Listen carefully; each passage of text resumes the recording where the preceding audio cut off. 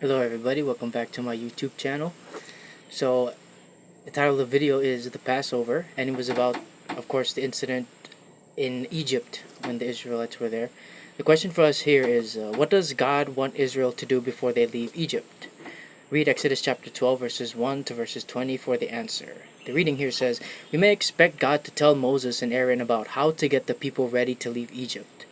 What should they do for old people, mothers with small children, animals, and so on?" But God gives Moses and Aaron surprising orders. God tells them how to celebrate the Passover.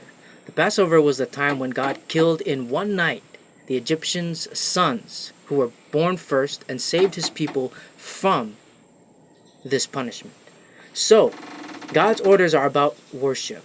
Each family must cook a lamb. The Israelites must not waste any part of the lamb.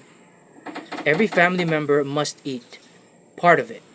If the family couldn't eat the whole lamb, they must eat their meal together with another family.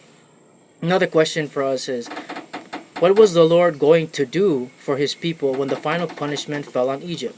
Read Exodus chapter 12 verses 13 and verses 14 for the answer. What does God's protection symbolize? God commanded the Israelites to celebrate the Exodus each year.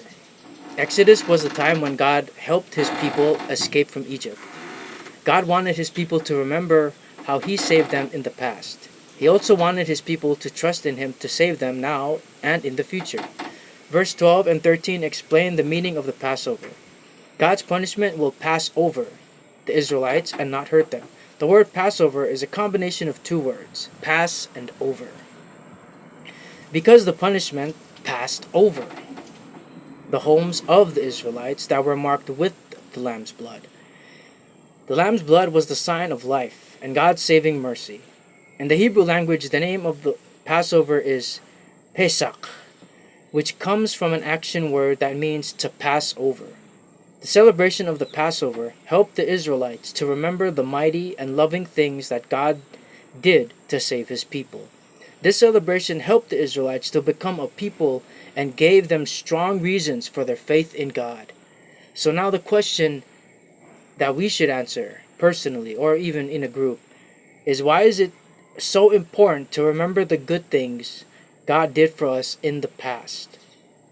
And another question is, how does our remembering help us trust that God will do good things for us in the future?